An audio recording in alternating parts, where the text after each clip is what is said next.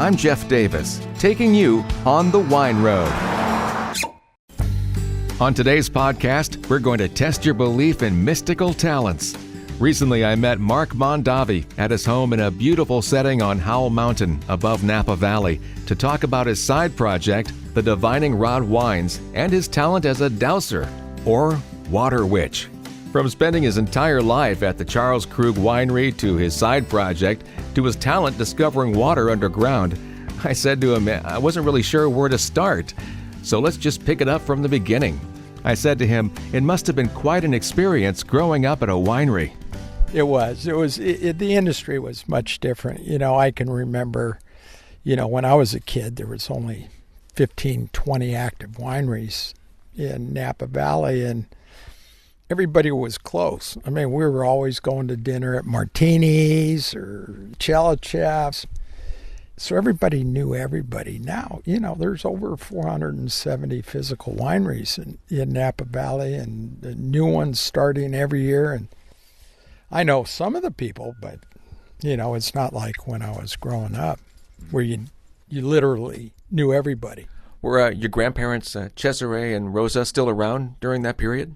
My grandfather died when I was 5 years old. My grandmother died when I was 21, so I remember her vividly. Yeah, she was the best Italian cook you'll ever find. And hence you have the little Italian deli in Krug that named after her. Yes, we do. Yeah. If she was still around, she would probably single-handedly be running that thing and doing everything. She was one of those little Italian ladies that she just went, cook. And everything was homemade. And I understand the food they're making there is based on her recipes, right? Some of them, yeah. Yep. That's quite a history you have there at Charles Krug. And it's funny that you were telling me here at your homestead, you think this land may have been owned by the original Charles Krug. We do. We in fact know that he owned substantial land right up in this area.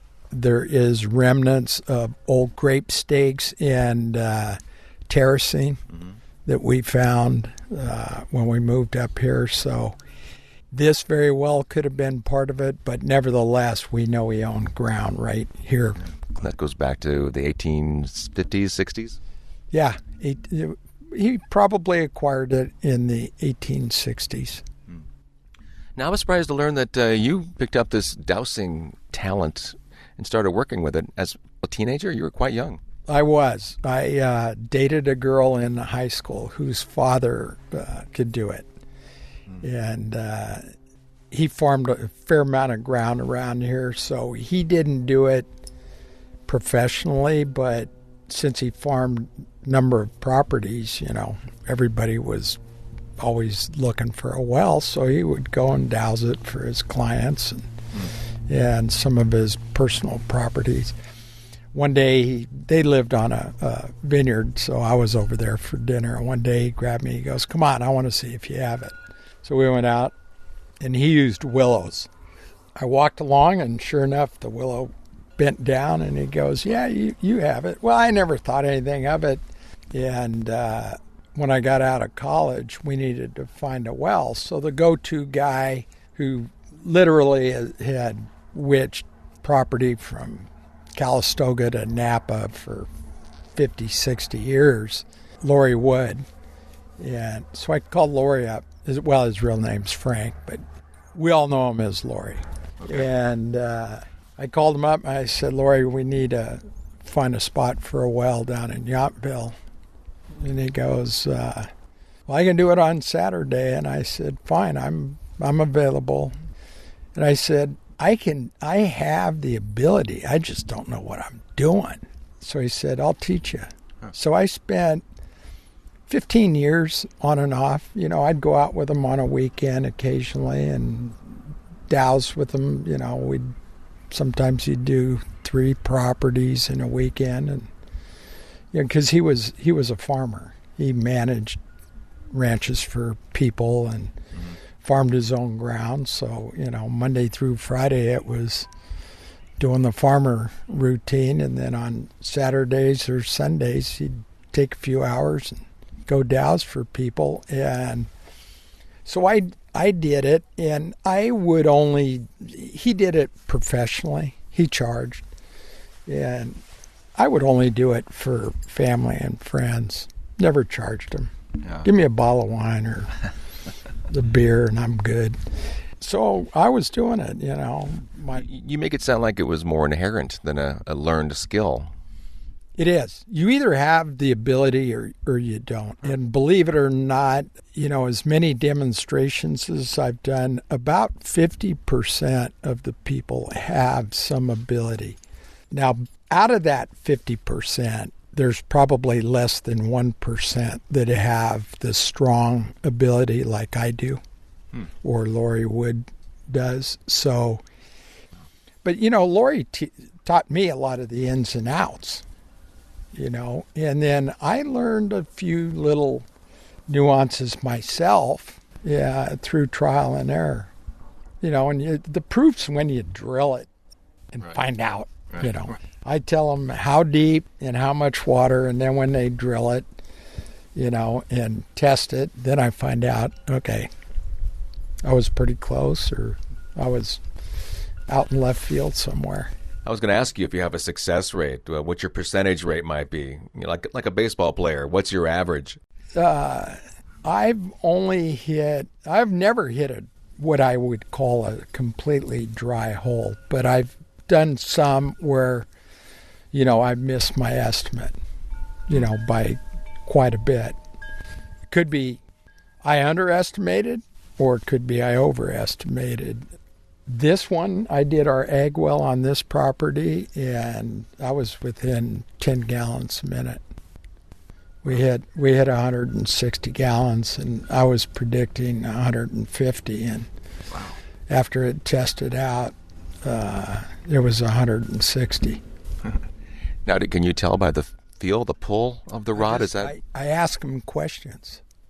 I'll get on in this valley, I've been doing it so long and been in so many areas of the valley that, there's some areas that have very little water. And so if I'm in one of those areas, I'll ask my rods, is there 5 gallons a minute? And if they cross, which means yes, then I'll go to 10.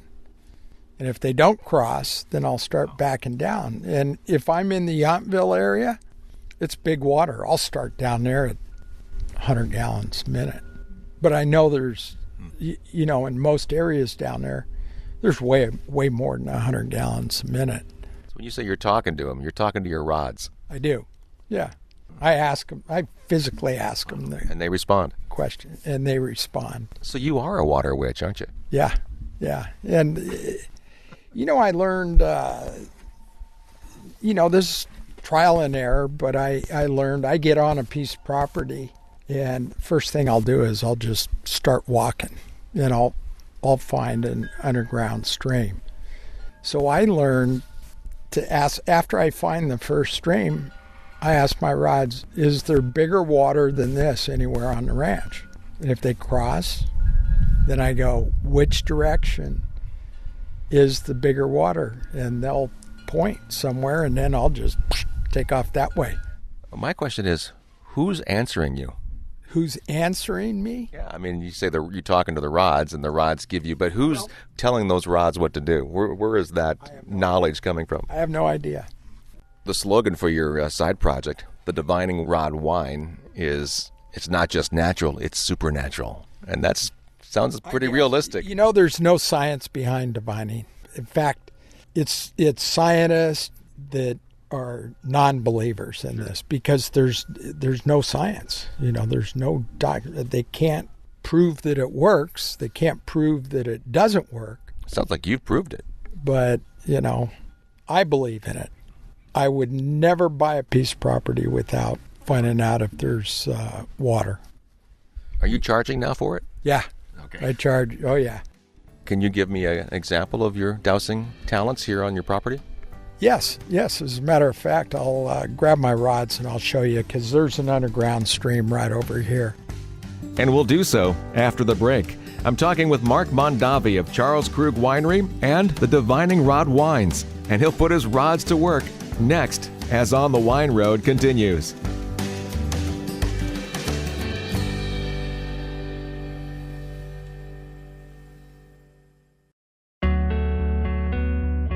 Thanks for sticking with me. I'm Jeff Davis, and this is On the Wine Road, which has taken us near the town of Angwin on Howell Mountain above Napa Valley.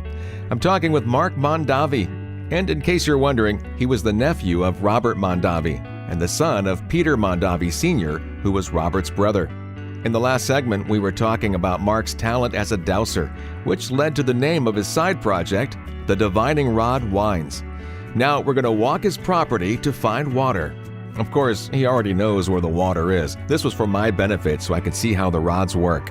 And it's too bad you can't watch this, but you'll be able to hear the rods clink a bit when they cross. And I'll tell you ahead of time, I watched his hands closely, and they did not move in any fashion. Let's begin. So what I do is I ground my rods, and I tell them we're not looking for sprinkler pipes, we're looking for an underground stream. That's simple. You just That's simple. We walked about 15 feet when suddenly, and quicker than I expected, the rods crossed. Okay, so what we've just found is the edge of the underground stream, but if you're going to drill a well, you want to drill in the middle of it. Think of an underground stream just like an above ground stream. So typically your most water's going to be somewhere near the middle of it. And as you get to the edge, it gets shallower and less water. So, and there's probably multiple aquifers here. So these aquifers, when we drill these wells, you can have an aquifer that's 1 foot, 2 foot thick, and then another aquifer that's maybe 10 feet thick, which is an aquifer. It's water-bearing material. Gravel, sand, fractured rock. Now, you said you've known about this underground water here before, but how did you determine that this is not in the middle of the stream? You sense that? I just, through Lori Woods and learning, the first thing you do is you find the edge. That's your rod's turn when you find the edge. Now I'm going to find the center line.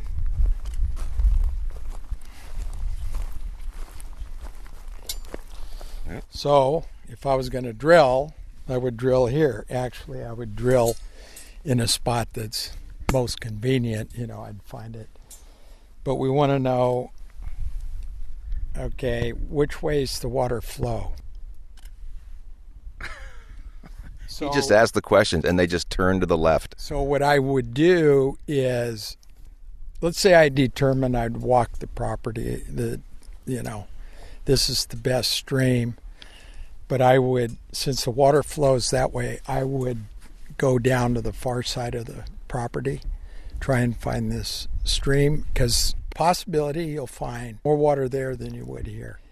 I'm surprised at how fast the rods move. So then I go, okay, is there 10 gallons a minute? That means yeah. He asked a question and it answered. Is there 20 gallons a minute? And I'm watching his hands. He's not doing it. 40 gallons a minute? Yeah, they keep crossing. Is there 50 gallons a minute?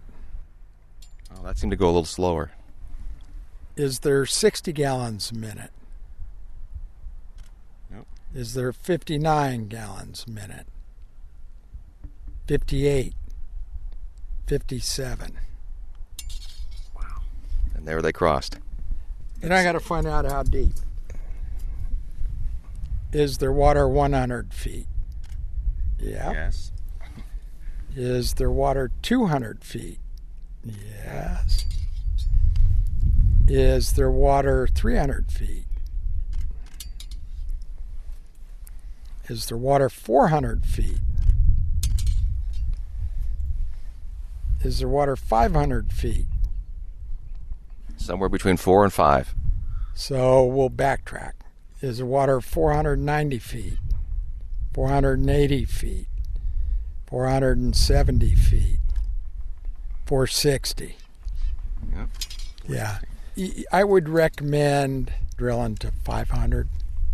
There may be the water may go a little bit lower than 460. Since you got the drilling rig in, to go another 40 or 50 feet is really... But if it is 460 and they hit 460, they'll know right away, right? Yeah. Think what you will, but as I said, I did not see his hands or his fingers move at all when the rods moved, and they reacted without hesitation. After seeing this demonstration and hearing the many stories of his successes, I have to admit, I'm a believer. I asked if he thought he was being guided by a spiritual force, but he seems to think it's his vibrations. That does make sense since our bodies are, 60 to 70% water? So I can understand the rods moving when they find water. But to answer a question like how deep the water is or which direction it's flowing, that is mystifying.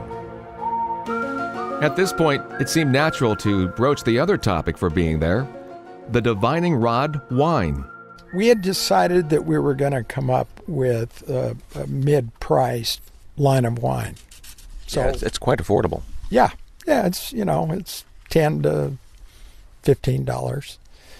So we wanted to come up with a brand in that arena of pricing. And, the hardest thing is to come up with a name. Right. And so we were all everybody was throwing out, let's call it Shooting Star, or, all kinds of names. And we had a salesman was in town for some meetings, and he piped up and he goes, what about the Diviner or Water Witch or something, because he saw me do this. So anyway, everybody kind of went, there's a story behind it. I do it. It's legit. It works, even though scientists don't believe in it. They just say I'm lucky. And that was how we came up with the name. I can kind of figure out part of the Latin slogan, but what does that mean? From water comes wine. Of course. So you make a Chardonnay, a Cabernet, and the Divine Red, which looks like a really nice blend. I love it because it's a great quaffing wine. It's easy drinking. You don't have the big tannins that Cabernets tend to have. It's softer tannins, round. So it's a easy red wine to sip by itself. Yeah. You don't need food to enjoy it. Now, where can people find your wine? Are you in retail shops in the area? The Aloft brand is direct consumer. That's our high end. So it might be in a couple stores. But Divining Rod it's not going to be in every store, but it's in a fair amount of stores. Don't ask me all the names because, there's hundreds of stores that carry it. Well, Marc, thank you so much for your time and providing us with an eye-opening experience. Well, thank you. It's a pleasure. That's Marc Mondavi. He was quite hospitable. We sat and talked with him for 2 hours. 3 of Marc's daughters work in the wine business, and the 4th is in finance in Boston and may someday come back and put her talents to work for one of his several wineries. You can find the Divining Rod wine in Safeway, Bevmo, and many other stores, as he mentioned.